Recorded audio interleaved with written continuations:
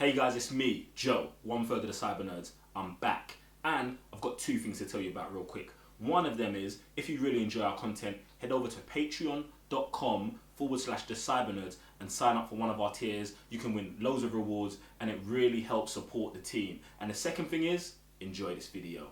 We are live. Raven, the GS, Joe, one third of the Cyber Nerds. Sam, the legend behind the touches. We are live, guys. I'm Sam, Mr. Blitztech. And I'm Raven, your GS. I'm Joe, one third of the Cyber Nerds, and this is the Man of Steel movie review. Now, this is a sci-fi fantasy movie directed by Zack Snyder. The cast entails Henry Cavill, Amy Adams, Michael Shannon, Russell Crowe, Diane Lane, Kevin Costner, Lawrence Fishburne. They're the main players. They're the main players. All right, whoa. Relax. They're the main players. Now, this was released June 14th, 2013. Let me run you guys through the general synopsis. With the imminent destruction of Krypton, their home planet, Jor-El and his wife, seek to perceive their race by sending their infant son to Earth. The child spaceship lands at the farm of Jonathan and Martha Kent, who name him Clark Joseph Kent, and raise him as their own son. Through his extraordinary abilities have led to the adult Clark living on the fringe of society. He finds he must become a hero to save those he loves from a dire threat. I'm just amazed because the joy you have just reading that, it's amazing. Fam, I just love this, innit? I just love this. Alright, so let's just get to straight reviewing the thing. That's what they're here for, innit? So we're going to start with you, Sam, because you're wearing a Superman t-shirt. That makes me sick. Yeah, I don't know why you're wearing a Superman t-shirt. Man, it's still reviewing it. Why not? No, I get that part of it, but like, I don't even know why you own a Superman t-shirt. I don't know involved. Anyways. Sam. No? Anyway, I'll do the story. What I like about this story is that this is an origin story of, obviously, the Man of Steel, Clark Kent, aka Superman. It goes through, obviously, what we generally haven't seen before, like it's starting on Krypton, how the conflict starts between the people of saying now, like, there's problems, we need to go elsewhere, and obviously there's the army saying that we need to stay in Krypton, blah, blah, blah, and that kind of conflict, for me, is like, obviously seen on comics, but seeing it on film looked amazing. I love that. And then obviously getting to Earth, Clark going through his abilities, going through his adolescence, going to an adult, still trying to find who he is. All amazing. I love it. What do you think, Raven? I think the story for this movie is a full background check on Clark Kent, Superman. I mean, Krypton, I don't think we've ever had so much depth into the story of Krypton.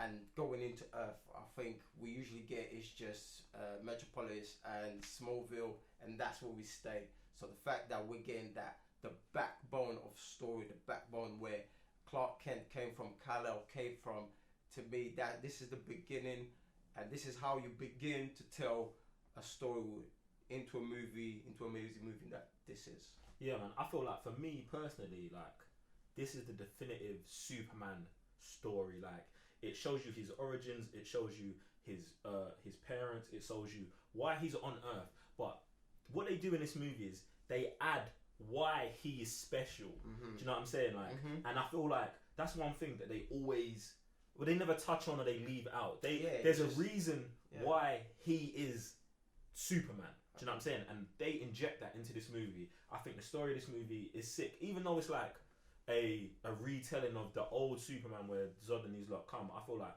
for me, this is easily the definitive one, man. And I just, hands down, I loved it. Down, I love this story, and like you guys said, like the growing, just seeing him as a child dealing with the issues of having super abilities, not being able to fit in and stuff like that. It's mad to me. Like, one of the best like kind of origin stories for me ever.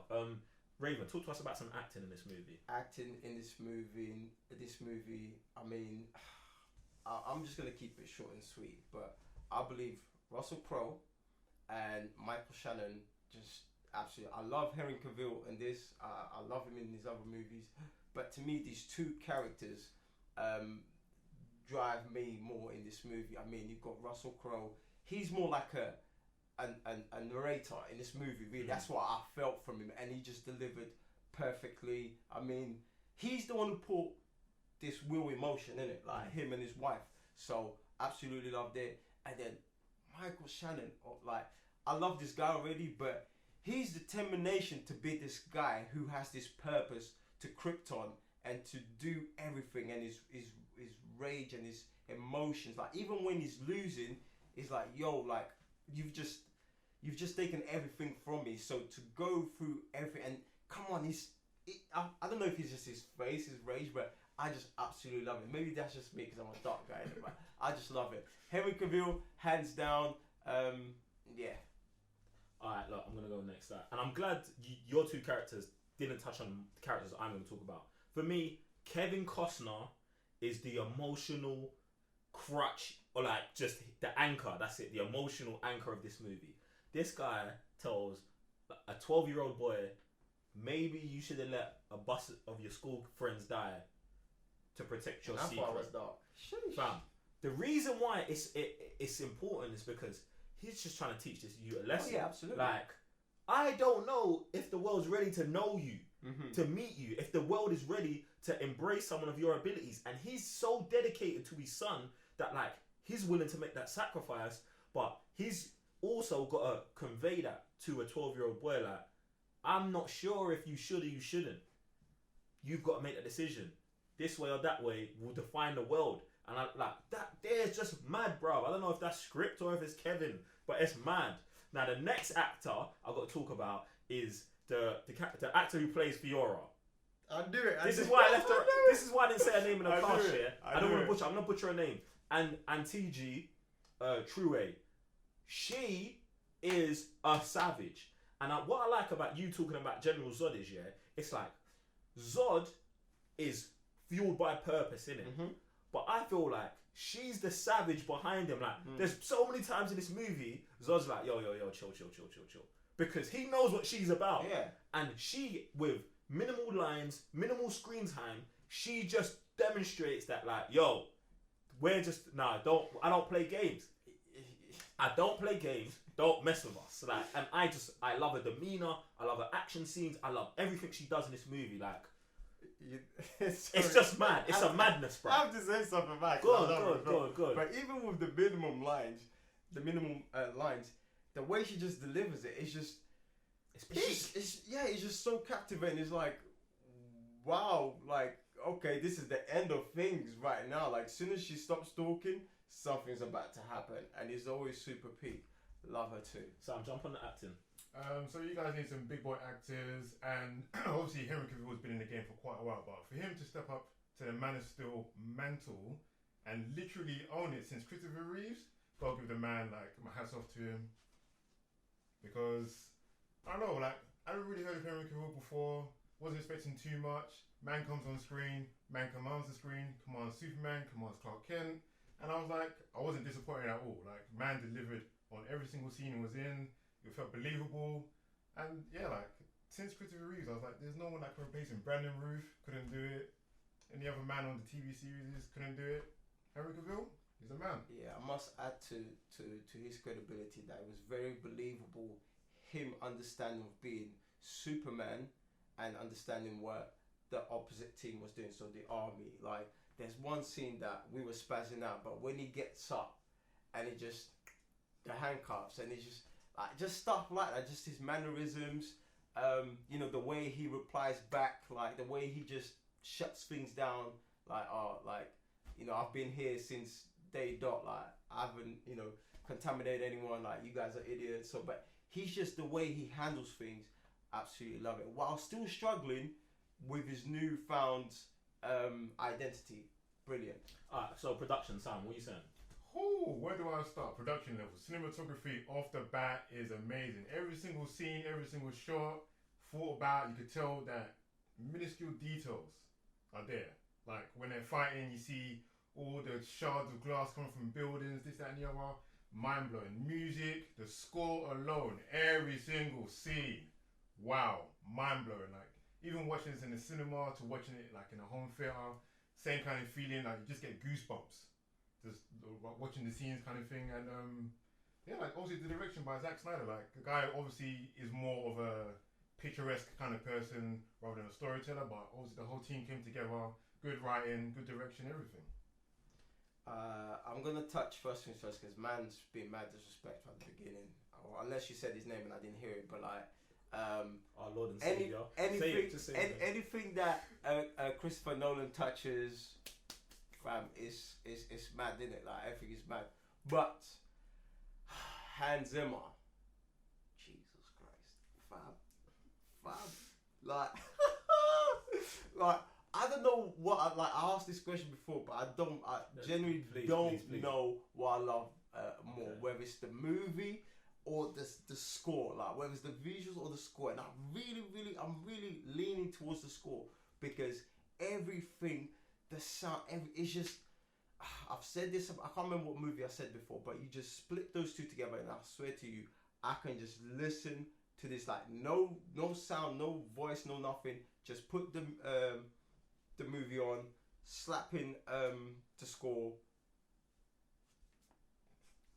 speechless. Banks. Yeah, I feel like this is just a good marriage of everything. Like Christopher Nolan coming together, a master storyteller coming together with Zack Snyder, a master in visuals, as well as Hans Zimmer, a master in scores. Do you know what I'm saying? And I feel like it definitely plays out. I know someone's gonna jump in the comment section and be like, Nolan didn't do this story. Shut your mouth, fam. Yeah.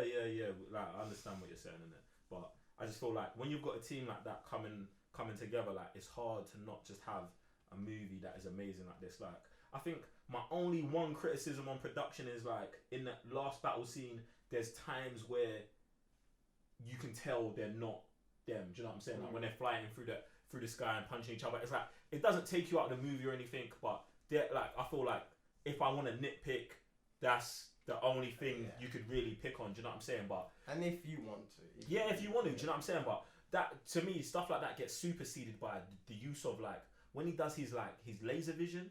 When you see the veins in his face, like the level of production details that they went on this, it's just mad, and you just don't see it anyway. Like so, I feel like it's super legit. Alright, we're gonna start trying to wrap this up now. Now, Sam, you started last time, so I want to go to Raven. Let me know your just general thoughts on Man of Steel. Go. Man of Steel is a perfect comic book thrown into cinemas, a perfect introduction for DC to obviously compete with everything that's going on. Perfect story to tell about Superman and everything that makes Clark be Superman and vice versa. And you just couldn't pick a better team to put this movie together, and regardless, of the backlash it's got. Mr. Blitztech. The original story of Superman, good. Acting wise across the board, good. Production levels are peak. Everything's just perfect. Like it's too good. It's too good. Yeah, I mean, I think if you like Superman or you don't like Superman, this is a movie. I don't. I love this movie. Yeah, that's what I was about to say. If you like Superman or you don't, this is a great movie. I feel like you summed it up when you said like this is a great comic book movie, man. So guys, just like check this movie out. Like if you haven't seen it, check this movie out. It's a must watch. So let's just get to the rating, innit? The official Cybernerds rating for Man of Steel is 5 sofas out of 5. But it's definitely a broken sofa. So take precautions when you're watching it. Anyway, guys, what's more important than what we think about this movie? What do you think about the movie? Jump in the comment section below and let us know what you think of Man of Steel. Have you seen it? Have you not seen it? Are you going to check it out after watching this review? I'm Joe, one further the Cyber Nerds. And I'm Raven the GS. I'm Sam, Mr. Blitztech. And we'll see you on the next movie review. Peace.